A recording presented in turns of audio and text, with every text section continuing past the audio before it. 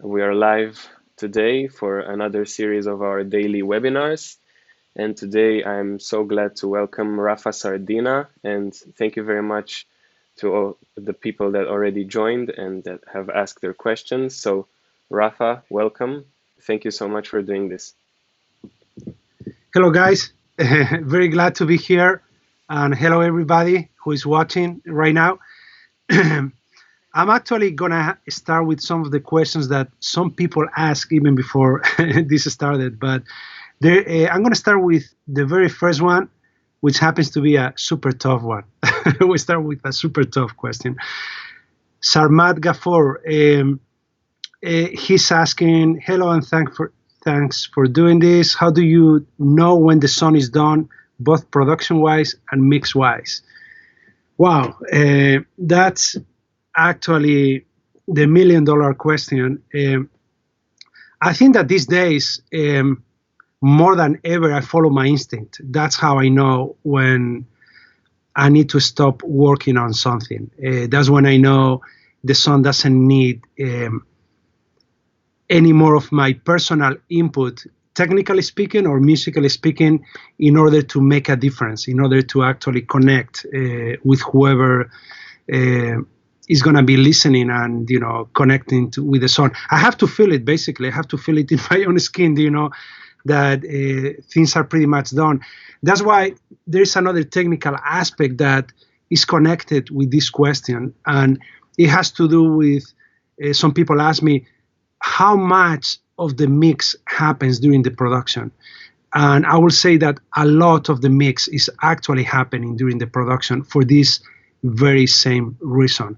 I need to be soothing for the final version, for my final version of the song, even during recording, even during, the whole production journey. So I can actually know when to stop. I can actually feel, that things are there, even down to the tiny little effects that you are going to be creating for the song. Sometimes even envisioning even vocal rights or musical rights like automation, fader automation, effects automation, panning automation, anything that goes along the song. So that's pretty much it for me.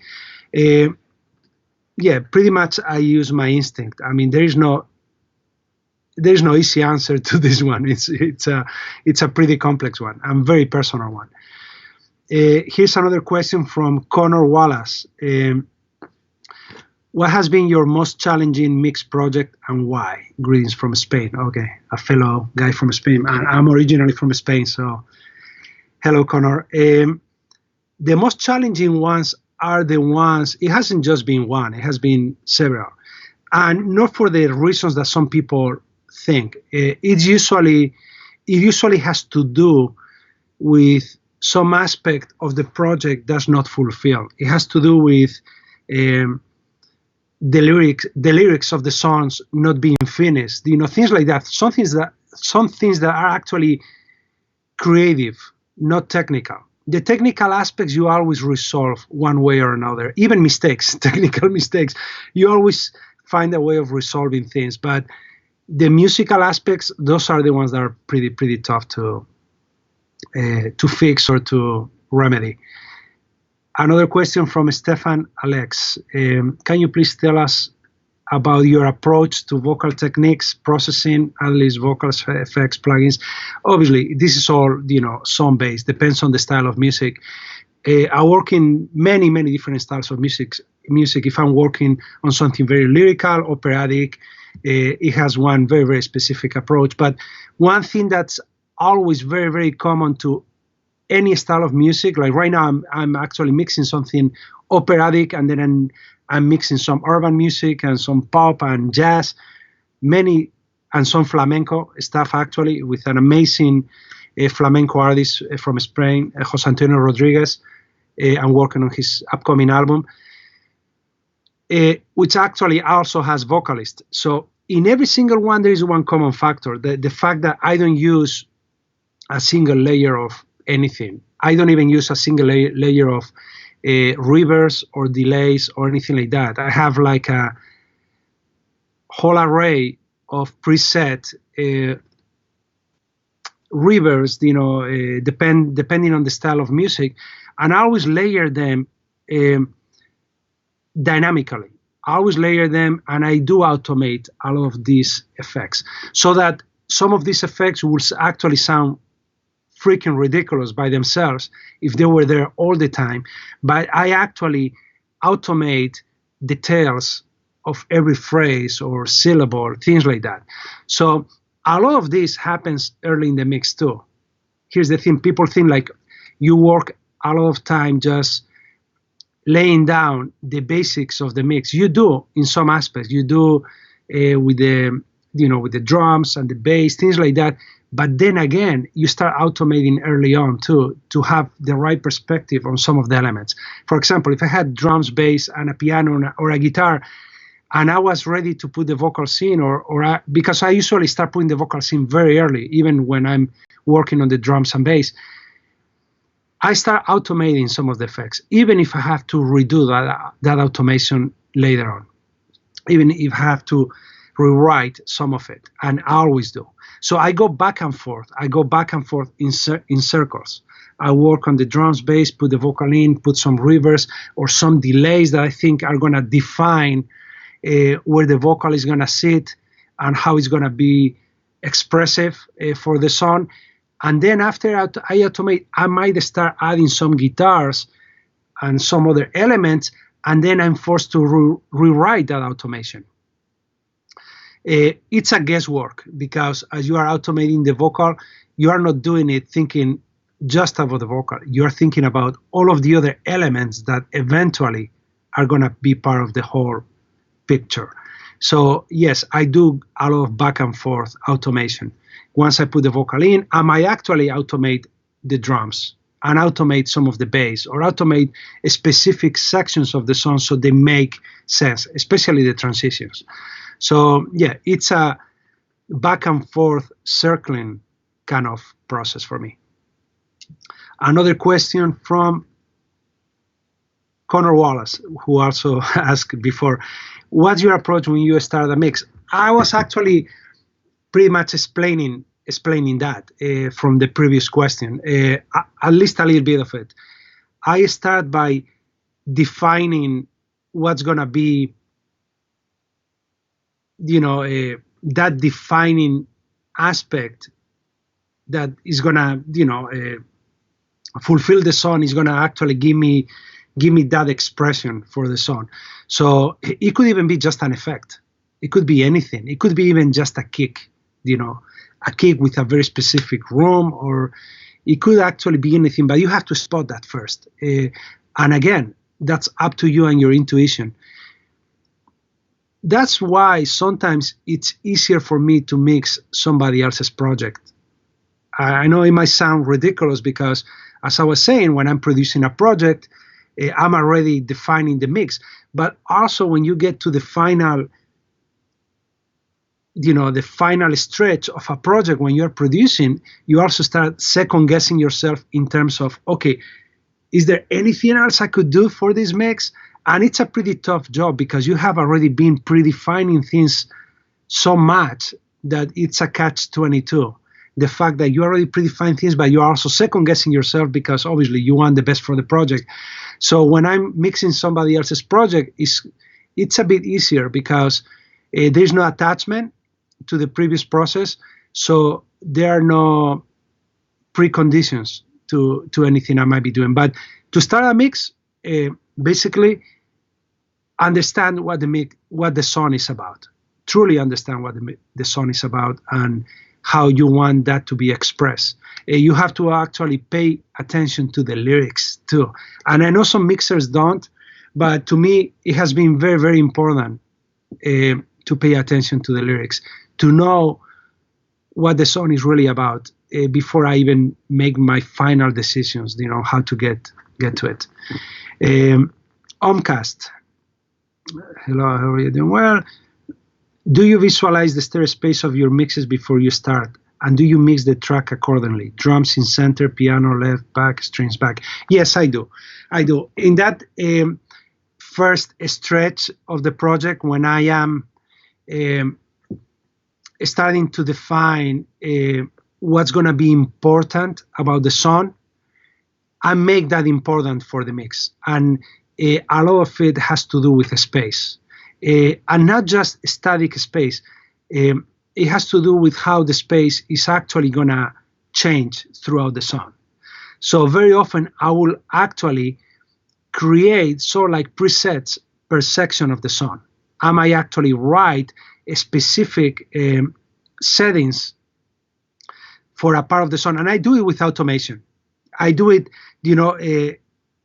using automation and defining that part of the song till I got it, and then I copy paste for the whole section. So I have a more of a static, but true representation of how the balance is going to exist in that part of the song. It could be the bridge, it could be the hook, whatever. Usually start with the hook, but always keeping attention on how it builds from the verse, from the previous verse, or from the intro of the song. It is important for me to know how it's going to transition, because transitions are everything too.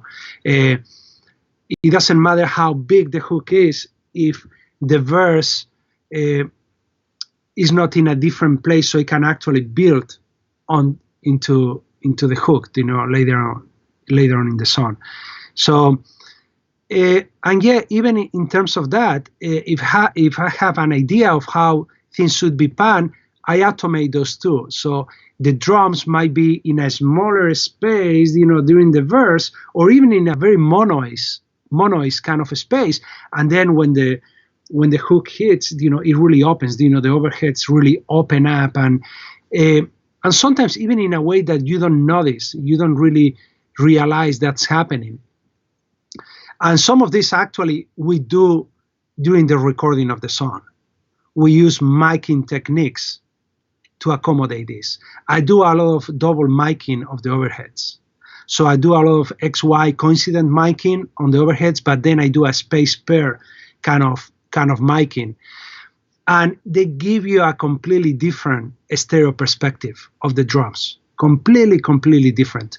The XY gives you usually more center, more of the kick and snare, more defined, more tighter low end.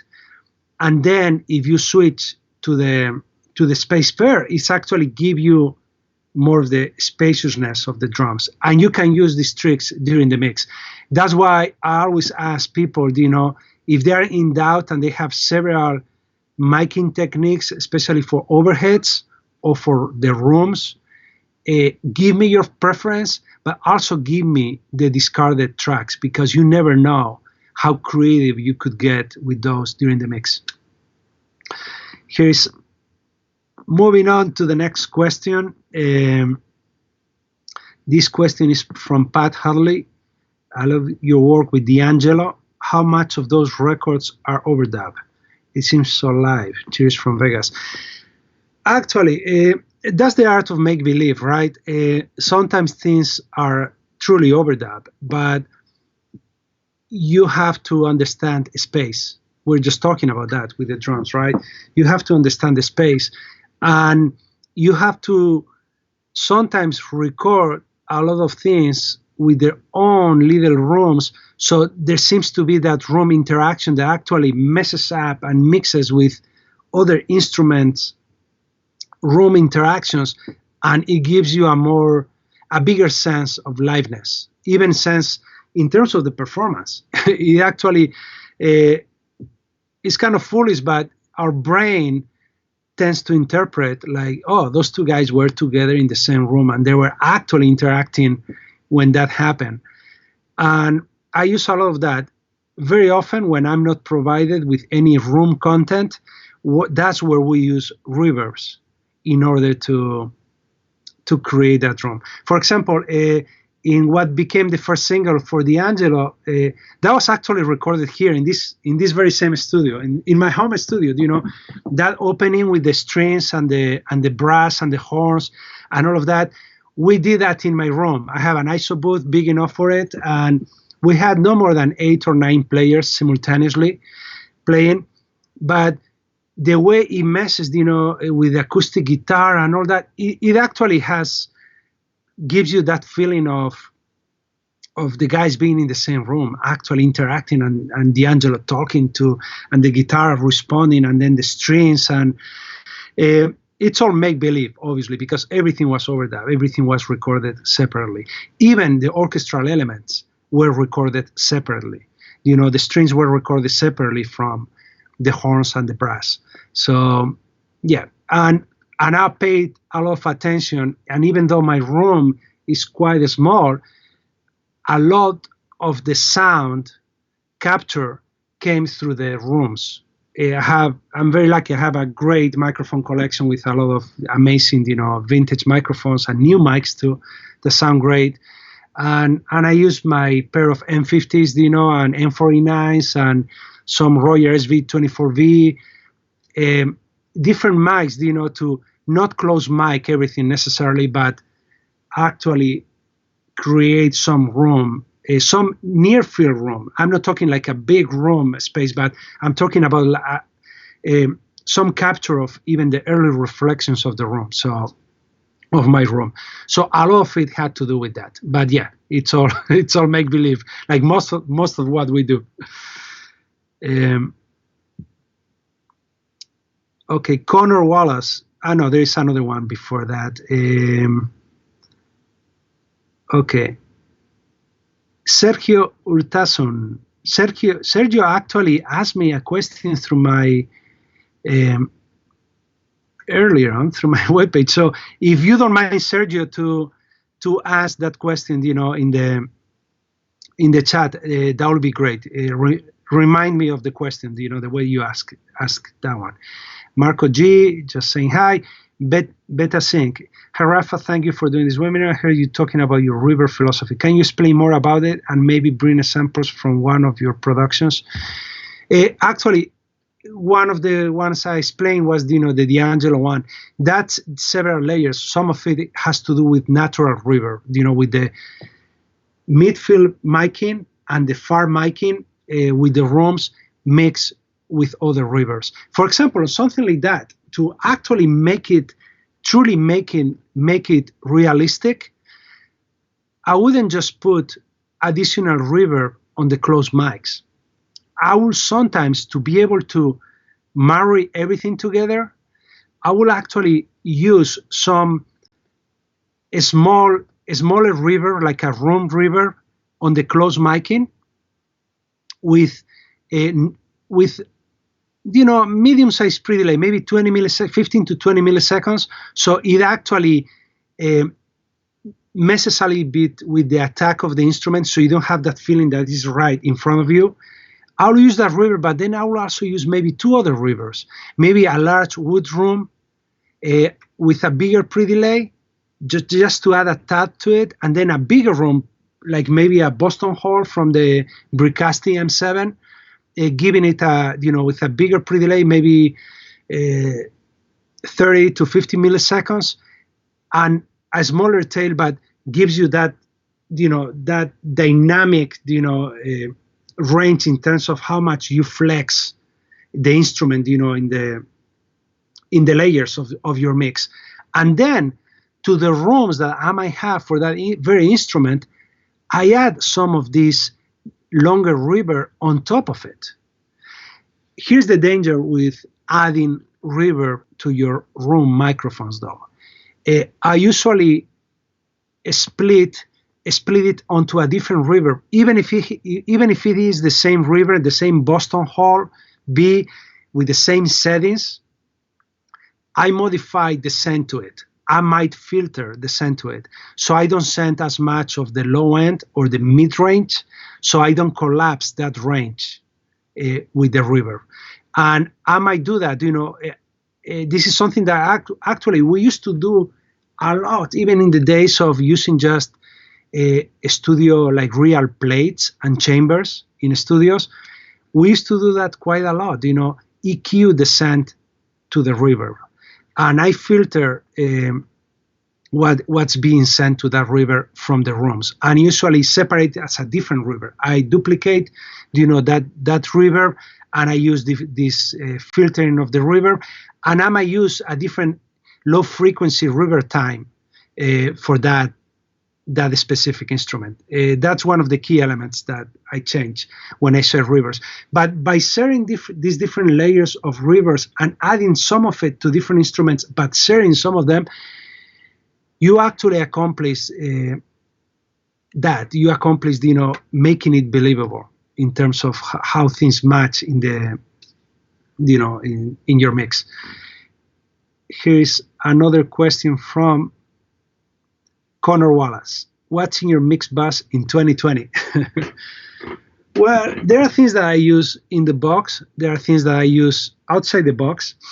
It's just a matter of personal preference. But they switch and change between different projects. It's never always the same. But there are things that I actually love quite a bit. Here in the studio, you can see I have a Soundtech EQ. I haven't actually used that for that long, only for the past couple of years maybe. And it's an old Soundtech 430B mastering EQ, but I love what it does in the very, very top end, how smooth it is, for some specific type of projects.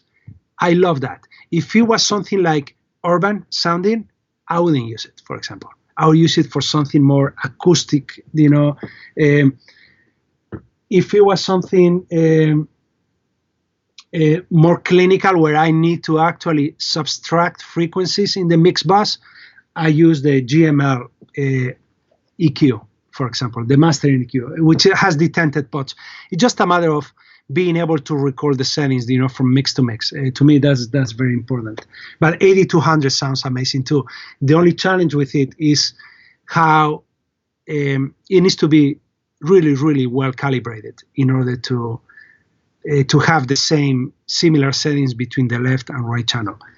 And then in terms of compression, and sometimes I actually even use in terms of EQ, I use a TAT for something a tiny bit more aggressive, but something in the middle. I use the new Pulse technologies, the Pultex, the new Pultex EQP1S3. They actually call them EQP1M3s. I actually do have the original EQP1S3, but I only have one. But I have two of the newer ones, and Steve Jackson did a terrific job with those units. I love them. I love those units. And the low end sounds very, very good too. And in terms of compression, I use different compression. I love my Atomic Squeeze Box. It's a tube compressor. You have to be careful with some of these things. Depends on how hard you're, hitting the mix. I love, my newly acquired, audio analog tube, AT101, and I love my vacuum box UM23M compressors. Those are these last two units I told you about are golden, are really, really golden, but don't always work. There's no one trick pony on any of this. And in terms of plugins, I use so many things, from Isotope to, you name it. And sometimes, and very often, most often than not, I use them very, very lightly. I use them just to, when I spot something that's bothering me, but I know it's messing good in the mix, everything else is really, really great in the mix, and I don't want to mess with it, I might just hit one specific frequency. It could be just with EQ, or it could be with dynamic EQ, or it could be with multi-band compression. And the rest of the compression might not even be working at all. I set the thresholds pretty high from the very beginning, and then I tackle that very specific range of frequencies that are bothering me. So, and by the way, we also do automation of the master bus, what we would call like the final step of the mix. We actually do some automation of it if needed. And it has happened to me even with orchestral work, where there is a specific passage, just a couple of bars of the song, that need to be treated slightly different or need to be tamed. And you just automate that threshold, and you just automate that specific hit of the song. That way, you are more selective and you don't have to apply that setting for the whole song, only for the troublesome spot of the song that you want to tame. Here's another question. This one is in Spanish from Mario Casablancas. Rafa, saludos. ¿Dónde partes al momento de hacer ecualización de voces principales y usualmente qué buscas cuando agregas múltiples reverbs? So basically, Mario is asking me, what's my start point to start EQing vocals, and what I'm looking for when I'm adding actually multiple reverbs, like I was talking about. The way I tend to EQ things, vocals, it is very dependent on the rest of the track. So when I'm starting the mix, like I explained earlier, I might actually EQ the vocal so it works with the drums, bass, and the piano and something else. But as soon as I add a distorted guitar or I add something else, there might be some conflict of interest between the different instruments. So that's when I further EQ the instruments, including the vocal. But here's the thing, I always give the vocal preference over anything else in general terms. That's usually one of the golden rules that I use. If I see that the vocal is not cutting out anymore and it has nothing to do with level, but it has to do with conflict of frequencies, I actually look somewhere else first. I look at those other instruments that are swamping the vocal in one way or another. I look for what's actually detracting for it instead of just going ahead and EQing the vocal. So I don't do that right away. The same with the rest of the instruments. I add those guitars and then the piano is not cutting it anymore. And the piano is quite important to me. I evaluate things. I don't just add more mid-high end to the piano and try to make it cut over the rest of the elements. It's a dance between both things. I evaluate, okay, do those guitars really need that much of those frequencies? Should I tame them? So that's my process. It's really back and forth. And in terms of how I use the reverbs, I use different reverbs and delays. We haven't talked about delays, but a big part of it is also delays, even short delays that can actually mush up the vocal a little bit and make it not be so upfront, in your face. So with those elements, I can be dynamic. I can, for example, for the hook of the song, when it's getting, from a verse where the vocal is more present in your face and it has that crispiness with some compression, and I use some smaller rooms and some, some other delays, but then I get into the pre-chorus and it goes into the hook. I might actually get into bigger delays, some bigger delays, so it gives me more depth. And then I might actually add some other reverb, so it makes my vocal go, farther out in terms of the layers of the mix. And if I still want it to be present, so I'm actually like stretching the vocal in the field. If I still want it to be present, I might actually change the EQ for that part of the song and change the pre-post EQ, pre-post compression, so that I don't lose that presence by adding that much, those other extra reverb and delay elements to the vocal. So it's a dance between the two things. So nothing really stays static in a mix to me. Nothing stays static. When you open a session I have mixed, there are many, many, many layers of automation. Many layers of automation. And a lot of the automation has to do with the effects. Next question from Jose Ramon Morrison. Do you use mic alignment techniques? Do you normally align room mics with the closer mics? Yeah, I do use mic alignment techniques, but only when I'm clear-minded of, how the roominess of the instrument should interact with the impact of the instrument. So very often I do it to create a different sense, to create a completely different sense of impact. So it could be like a very sharp impact, or it could be a very most kind of impact. You can do that by aligning those rooms differently with your direct microphone. And not only that, but sometimes when you are working on bigger ensembles, for example, a jazz big band, or you are working with an orchestra, very often you have to also create the make-believe of how you need that to impact you. And especially if it's done for scoring for a movie. And there are amazing specialists that can tell you a lot more about that. I do work on scoring quite often too, but not continuously like some of those professionals like Alan Meyerson. He's one of the ultimate masters of that. But yes, we do that. And the same as I explained before, we use different reverbs even on top of the rooms and on top of all of the closed microphones, and even like the farther out microphones. Sometimes, like in a jazz record, you might have individual microphones for the horns, for the saxophones and the trombones and the trumpets and things like that. But then you also have mid-room microphones, and then you have far room microphones. So it's a dance between all of those. I love the beefiness and naturalness of the sound you are going to get through the mid-room microphones and from the far room microphones.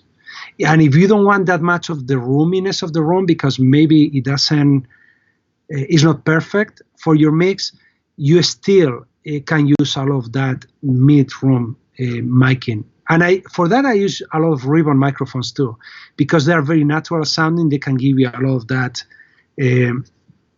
weight to the ensemble, to that section of instruments.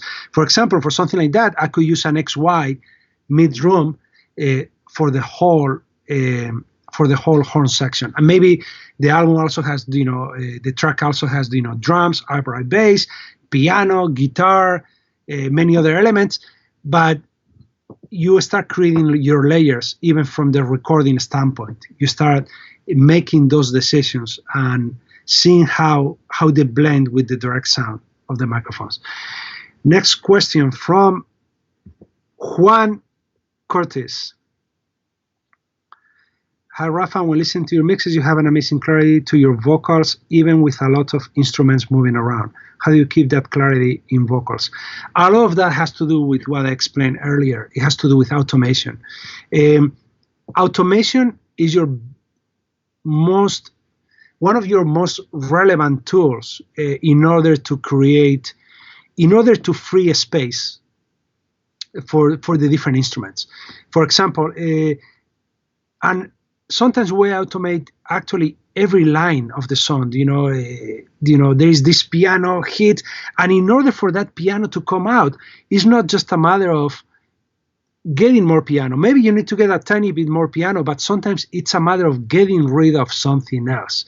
And that's what a lot of people have trouble with, getting rid of things in a mix. And it can be a touchy subject, because when you're a mixer, supposedly you are just mixing, right? But I think that part of mixing is getting into the producer's head and making the best decisions for the song, and making the best decisions for the producer if you are not the producer. So you're acting in a way as a little bit like a co-producer of the song. You have to feel enabled enough to make those decisions. You have to feel powerful enough to make those decisions. And if ultimately they don't like it, they're missing something, obviously you retract yourself and you put that riff back, or that little line back. But most of the times, I guarantee you they are not going to be missing that specific chord or the one specific line of the song, because it makes up for the better experience of the song. And that's very important in the mix. Not to just leave things laying around necessarily just because they were there. I mean, you have to be tough on making those decisions and realizing, okay, in order for this line to come out, or for this vocal, to really express properly and be like right there where you need it to be, maybe that guitar riff is way too distracting. Or maybe that guitar riff, instead of being there, you can, making it more monoid so it doesn't drive your attention away from the vocal. It's still there. You can feel it. Maybe you cannot hear it as well, but maybe in that specific line of the vocal, you pan that guitar slightly more to the center and closer to the vocal. So it's a lot of decision making that has to do with what's drawing your attention at every moment. And when I'm listening to a song that's message driven, where you really need to hear what the vocal is saying and how it's communicating with you, it's super important that other elements just add to it, don't distract from it. So a lot of my decision making has to do with that musically. And obviously, you use your instinct. If it doesn't feel right, it's not right. So use your damn instinct and trust it. And yeah, be ready to explain that to the producer, though. Why you did that? That's another tough one. But usually when they like it, they don't question it. Okay, here's another question from W. Frank. What are the 3 most important pieces of advice you will give to beginner mixing engineers? I already gave you one. Honey your instinct. You have to honey your instinct. You have to train on trusting yourself. You have to train on how you feel. I mean, you have to be prepared to be in the studio. I mean, and it's pretty tough. I mean, I've been working my whole life for almost 30 years, 6 days a week, 12 hours a day, if not more. And for my whole life, and I still have this passion for what I do, right? I still want to be in the studio. You need to have that. You need to have that passion and want to be in the studio, for starters. And you can work on that too. It's not something that's just a given. Every day you have to wake up, you have to get here in the studio, you have to inspire yourself. Once you are inspired, anything goes. It's a much, much easier path to success. When you are feeling inspired, you also feel more adventurous at what you can do. You become more creative. And I'll listen to music I like in the morning. I will play back some music I really love and, get into it, get inspired, and then I'm ready to get into anything. But basically, rule number 1 is trust your instincts. Have a very, very, very high ethic on what you do. Be honest about things. You cannot just do it for the money. I mean, even if there is some good money, if you are successful in your career, that's the wrong path. Because, as I mentioned, it is a lot of work. It is a lot of hours. It is every day that you have to do it, and it is every day that you have to do it consistently. It's not like you do okay with 70% of the work that you're commissioned. I mean, you have to do good with 100% of the work that you're commissioned, that people send your way. Rarely ever I get any reject mixes or any reject projects, rarely ever in my career, and that should be your goal too, not to have any rejects, in your line of work. So basically that, have an amazing work ethic, trust your instincts, and just put the hours. There is no career without persistence. This is a long term career where persistence is everything. And the moment some people think like, oh, they are not accomplishing what they they were thinking they would after so many years doing it. Then it happens. You get that one opportunity that puts your name out, and it happens that way. It does actually happen that way. So I would say ethics, persistence, and love what you do and follow your instinct. Okay, here's Sergio. The question from Sergio: you always pay special attention about sonical contrast between parts of the song. How do you achieve this in your electronic songs without overheads, microphones, and so on? I'm thinking in dance, pop, reggaeton. Well, you apply the same kind of principles because you are creating those layers of acoustical space by yourself. You are doing it with delays. You are doing it with reverbs. So in terms of pop, urban music, and electronic music, you are actually mimicking in a different way those acoustical spaces. You are creating those little rooms for the different elements of the mix, and they're actually moving targets too. Like I mentioned before, everything at least in the way I view things. Most of the mixes or most of the songs I work on are very dynamic, even if it's minute changes, minute differences. In terms of how you treat the river or the color of the vocal, or the roominess or the delays on a specific instrument, those minute things do actually amount for a big difference on the way you perceive the song. So yeah, I will say that in a way it's quite similar to the way I will envision an acoustic track with a lot of room, microphones, and things like that. Actually, I will say that even with a pop track or electronic track, you have more room to be creative. You do actually have much more room to be creative because you are not tied up by those existing rooms. You are not tied up by what they represent in your mix. There are styles of music where it's unavoidable. It is what the music is supposed to sound, or it is part of what the music, sounds like in jazz music. Like I mentioned earlier, you are recording a big band. There are some elements of it that do need that roominess. It's part of the sound. The close miking doesn't actually represent the truth of how a jazz ensemble sounds.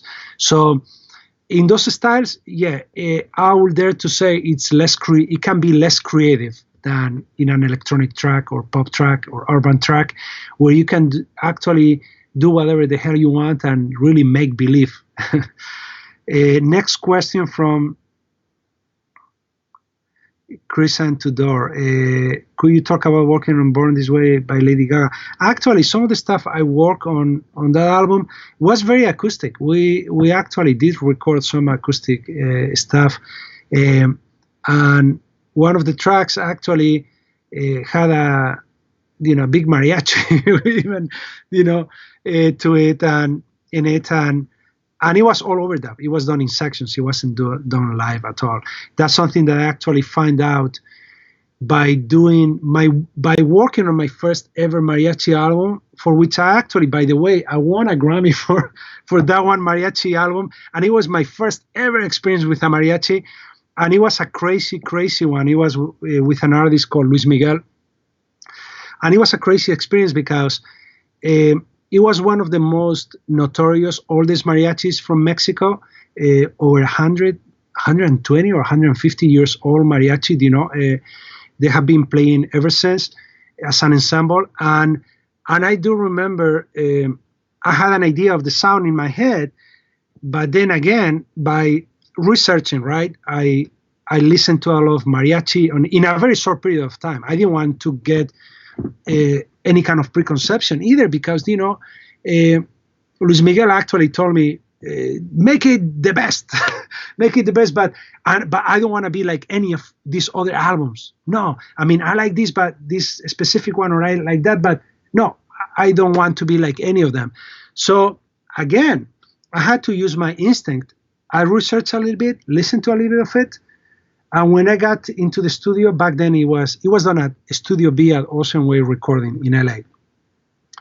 And when I got to the studio, it was a Studio B. It was the one of the bigger rooms, and they had an old console back then. It was a it, no, yeah, it was Studio B. It was a Delcon console, a custom, sort of like an API type of console with a lot of headroom, huge frequency range, um, and I just started playing by ear by listening to them rehearse the first day, and then going like, okay, so how do you get that punchy, guitar on low end sound acoustically, naturally?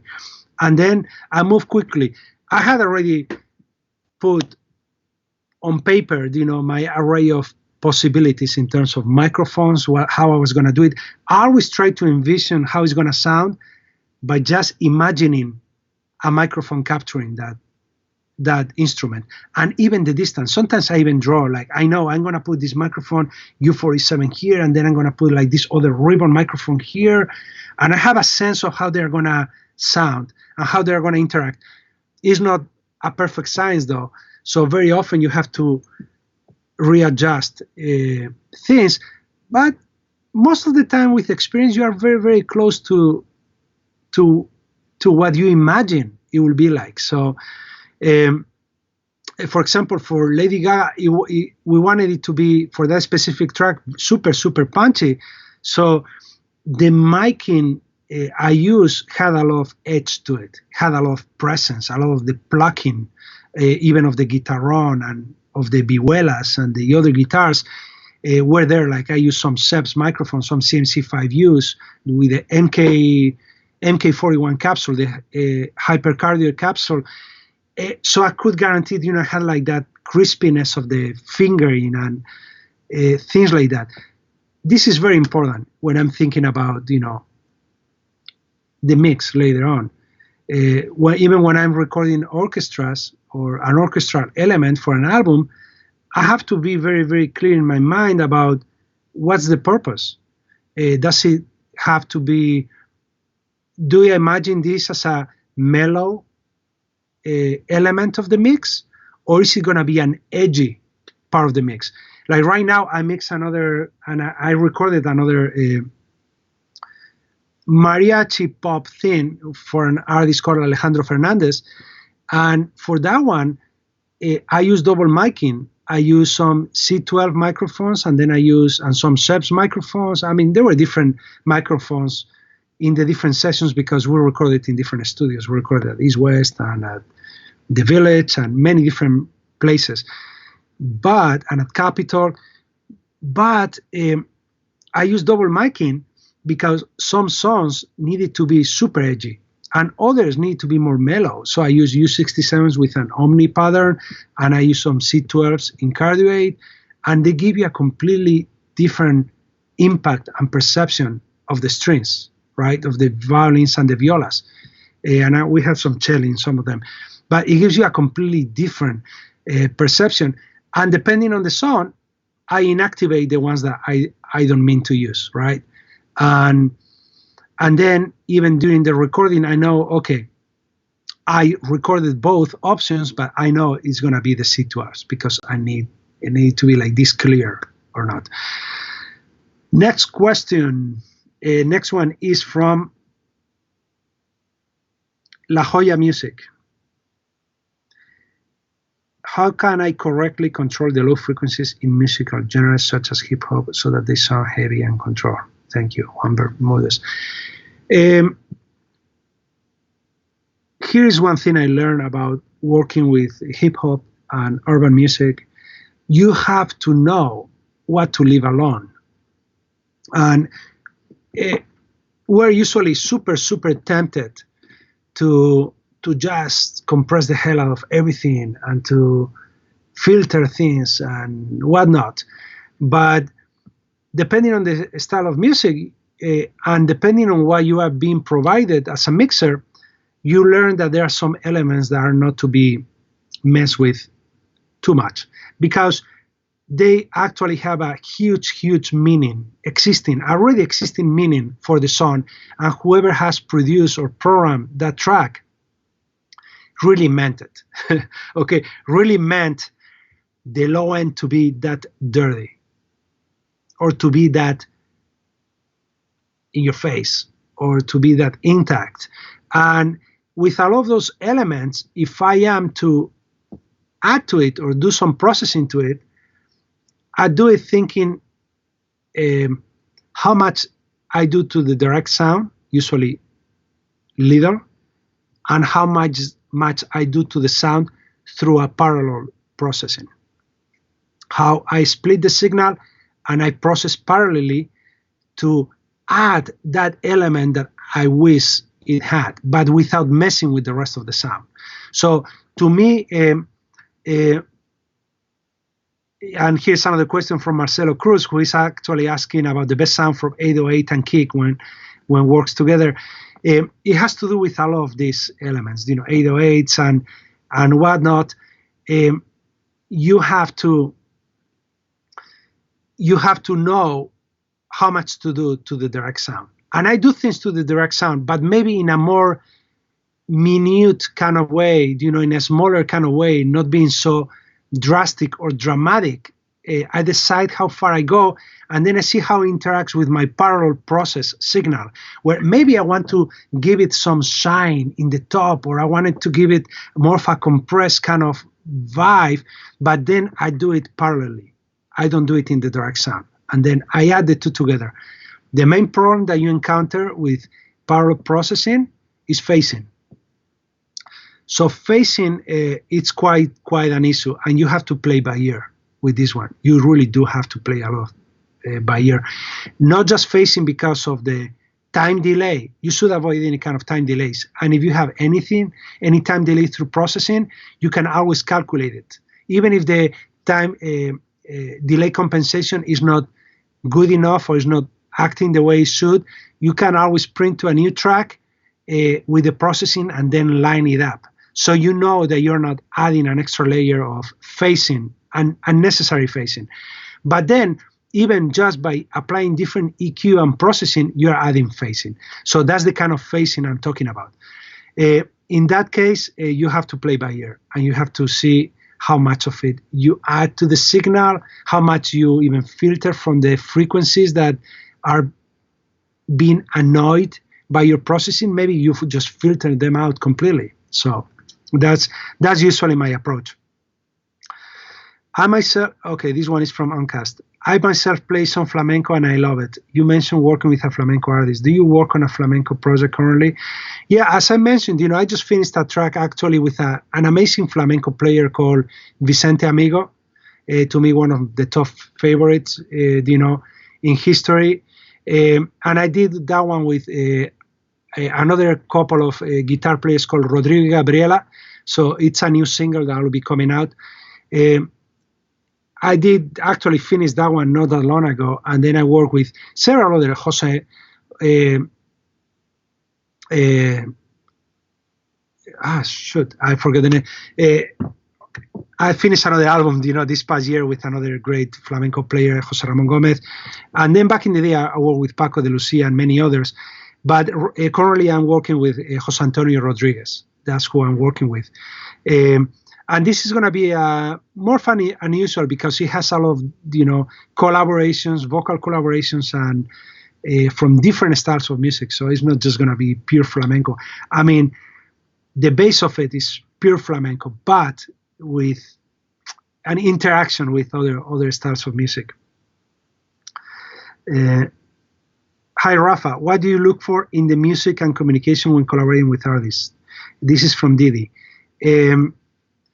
I think communication is essential because it's not just you. Even though mixing, if you are just mixing, it can be quite a lonely process because it's up to you only till the moment you are ready to share it with the artist and the producer.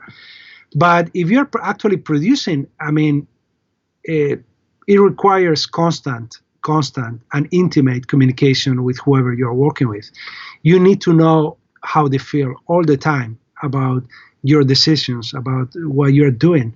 And I always say it, I'm very suspicious when people don't communicate enough and and especially when they don't critique your work enough. I think that some people have a tendency to avoid critique. They don't like being criticized because they put their heart and soul into the project, and they think that at that moment they sort of like own it. It's them, but it's not true. I'm actually very suspicious when people don't critique something in the mix. It's impossible for somebody to hear the mix from beginning to end and not have a comment or two or three or five. It could be even just one note in a guitar line. We all perceive different, and we all have like different priorities, and especially somebody who has been living with the music for a very long time. And very often when you're giving them, they're having that first listen, they go like, wow, they really love it. It impacts them, but then they need to listen to it a couple more times and spot a couple of elements, that they will rather have work on slightly. It could be a specific piano line or vocal line or an effect or something. They go like, oh, what if we try this? Or what do you think about this? And there's no better thing to do than trying. And even if it's something that you don't agree to, it's easier very often to just try it and convince them that your idea is the best idea. So even when you are adamant about your idea being the one and your idea being king, always entertain other people's ideas, obviously without being foolish and wrecking your mix. You have to protect your mix. You have to protect your vision of the project, but it's a collaboration. Never forget that this whole thing is ultimately a collaboration. It's not a single person's accomplishment. It's an accomplishment by a vast group of people, usually, even from the guy who gives, even from the executive producer who is giving any specific ideas about the repertoire of the album. I mean, never disregard anybody. The A&R, the manager, the artist, the producer, the arranger, the orchestrator. You are working on orchestral projects. I mean, everybody's got some valuable information that is going to help you make a much better project and a much better album. So yeah, this was really, really enjoyable, guys. I hope that you got a little bit more of my brain. And I hope that some of these ideas are actually, or some of these concepts are actually helpful to some of you. And as I mentioned earlier, it's all about practicing and doing it over and over and over and over again, and persistence and following your instinct. And yeah, and I believe that this is about it. I think that okay, one last question. Advice to move to LA looking for a chance. You should do whatever you need to do, Connor Wallace. When I moved here, I was only in my early 20s or 20. And again, I followed my gut feeling of what was going to be good for me and where I fit. And I started working. I didn't work on any Latin music till later on in my career, till I had been actually banging in here and working on projects for a good 10, 15 years. So use no preconceptions about anything at all. Some of the major composers, composers, producers, I know, even Latinos, that come from other places of the world, that are working on the most amazing, Anglo projects and worldwide projects, had no preconception. They just wanted to do it. They just wanted to work with A, B, C, with specific people in the field, and they just went for it. So I would say that you have to just, be adventurous, be brave, and just do it if that's what you want. All right, guys, thank you so much, and I guess that will be it. Thank you, Rafa. Thank you so much. Thank you for doing this. Thank you, guys.